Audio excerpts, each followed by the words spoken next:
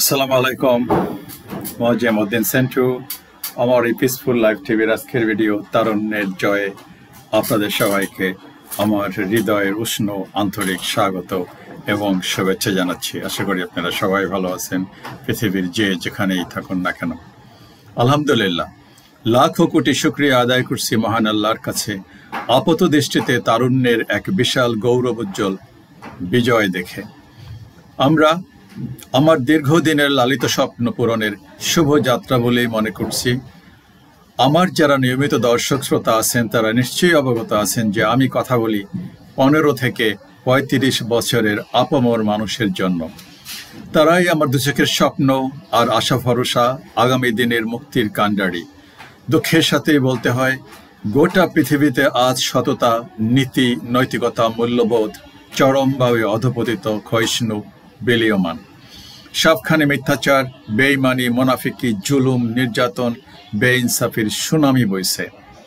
বিশ্বের বড় আর শক্তিমান দেশ বা শক্তিগুলি যেন ওসবের প্রতিযোগিতায় নেমেছে।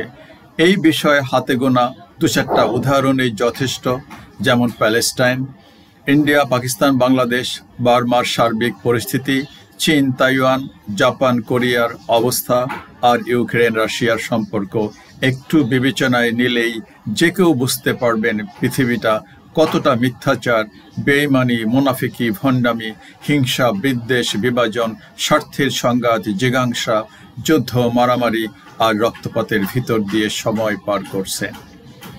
জাতিসংঘ নামে একটা সংস্থা আছে যেটা এখন যেন কতিপয় পরাশক্তির পাঁচাটা গোলামে পরিণত হয়েছে। কি এক ভেটো ক্ষমতা দিয়ে রাখা হয়েছে 5 কুতুবকে, যার ফলে কোনো সমস্যার কোনো স্থায়ী সমাধান কিংবা সুরাহা হয় না। বৈশ্বিক অনাচার, দুরাচার আর স্বৈরাচারের ঢেউ পৃথিবীর আনাচে কানাচে সবখানে আশ্রে পড়ে। ছোটখাটো দুরাচার, স্বৈরাচার কিংবা দুর্ধর্ষ শাসকদের বড় আর শক্তিমান দুরাচাররাই ফের আশ্রয় প্রশ্রয় দিয়ে যুগ যুগ টিকিয়ে রাখে আর জনগণের উপর জুলুম নির্যাতনের স্টিম রোলার চালাতে সাহায্য করে। অন্তত আমি ব্যক্তিগতভাবে ঘুরে ফিরে এই একই চিত্র দেখে আসছি বিগত 50 বছর ধরে। কেউ যদি আমার সাথে দ্বিমত পোষণ করেন তবে কমেন্টস করে জানালে খুশি হব। বৈশ্বিক দানবের ছায়া আমাদের এই ক্ষুদ্র বাংলাদেশেও পড়েছে। রেহাই পায় নাই এখানকার 18 কোটি মানুষের কেউ দানবীয় স্বৈরাচারের নির্মম জুলুম নির্যাতনের স্টিম রোলার থেকে। পৃথিবীটাকে যেন জুলুম, নির্যাতন, অবিচার, ভণ্ডামির আখড়া বানানো হয়েছে। তার চাইতে কয়েক গুণ বেশি ভয়ঙ্কর বিভৎস আগুনের কুণ্ডলী বানানো হয়েছে এই দেশ এবং সমাজকে। প্রতিটা মানুষকে অন্যের প্রতিপক্ষ হিসাবে দাঁড় করানো হয়েছে। পাবলিক টয়লেট থেকে বঙ্গভবন সবখানে দলীয়করণ করা হয়েছে। মিথ্যাচারকে জাতির শুদ্ধাচারে আলখেল্লা পড়ানো হয়েছে। আর দিন রাত 24 ঘন্টা ওই মিথ্যাচারের ওয়াজ নসিহত শুনতে শুনতে পুরা দেশটাই একটা মিথ্যাচারের গোলক ধাঁধায় আচ্ছন্ন হয়ে গেছে। এখানে কেউ সত্য কথা বললেও কেউ আর বিশ্বাস করে না। চিন্তা করা যায় এই শহরের ভিতরে মানুষকে মাস, বছর, যুগ গুম করে অন্ধকার প্রকোষ্ঠে আটকে রাখা হয়। পৃথিবীর তাবৎ হরর ছবির কাহিনী হার মানে এখানকার সব জুলুম, নির্যাতন, অবিচারের কাহিনী। রাষ্ট্রীয় ব্যাংক লুট হয় এমন ইতিহাস পৃথিবীর কয়টি দেশে আছে? রাষ্ট্রের সর্বোচ্চ ক্ষমতাধর ব্যক্তির পিয়ন, দারোয়ান, চকিদার হাজার হাজার কোটি টাকার মালিক হয় এমন ইতিহাস পৃথিবীর আর কোথায় আছে? পৃথিবীর কোথায় আছে পুলিশের পোশাক পরে অস্ত্র হাতে ব্যাংকে ঢুকে লক্ষ টাকা প্রকাশ্যে ছিনতাই করে? কোথায় আছে পুলিশ পাবলিক সাপে নইলে সম্পর্ক?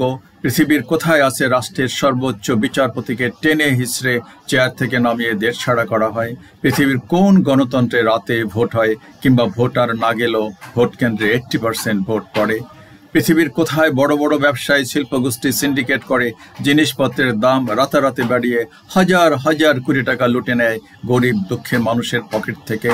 কৃত্রিম উপায়ে শেয়ারের দাম বাড়িয়ে ছোটখাটো বিনিয়োগকারীদেরকে পথে বসায়, ফের তারাই হুঙ্কার দেয় স্বৈরাচার ক্ষমতায় রাখার জন্য তাদের শ্রমিক, কর্মচারী আর টাকার বস্তাই যথেষ্ট, ফর্দ আর বাড়াতে চায় না। বরং বলতে চাই সেই পুরানো প্রবাদ, সর্বাঙ্গে ব্যথা ঔষধ দেব কোথা। যাই হোক, কথায় বলে আল্লাহর মাইট দুনিয়ার বাইট, সব কিছুর একটা শেষ আছে, কিংবা access of anything is bad. একটি সমাজের যারা চালিকা শক্তি, নার্ভ সেন্টার, তারা যদি সৎ, আদর্শবান, মেধাবী, উচ্চশিক্ষিত না হয়, তবে সেই সমাজের কি পরিণতি হতে পারে? না, ওসবের কোনো কিছু বিবেচনায় না নিয়ে সোজা বলা হলো ওখানে সব অমুকের লোকেরা কিংবা তাদের 14 গোষ্ঠী চেয়ারে বসে সমাজ চালাবে।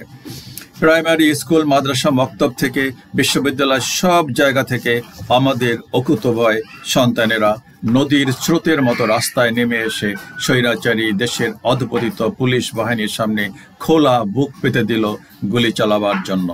আর সেই বিবেক, বুদ্ধি, দয়ামায়াহীন পোশাকুত্তার মতো পুলিশ আমাদের সন্তানের বুকে তাজা বুলেট চালিয়ে প্রতিবাদী সব কণ্ঠকে স্তব্ধ করে দিতে চাইল। কিন্তু ঘটনা হলো বিপরীত। একজনকে শহীদ হতে দেখে কোটি তরুণ তরুণী, ছাত্র, শিক্ষক সুখের ঘর ছেড়ে রাস্তায় নেমে এলো মুহূর্তের মধ্যে।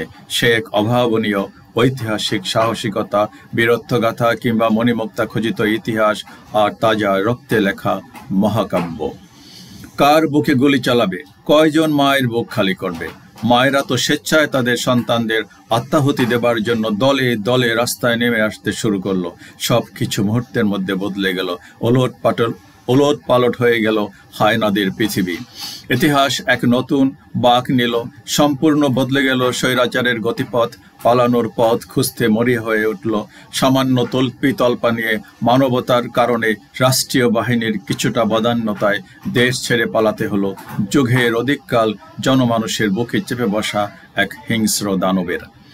অগণিত ক্ষুদে শিশু, শিক্ষার্থী, সাধারণ মানুষ আর পথচারীর তাজা রক্তে বেশি গেল জালিমের মসনদ।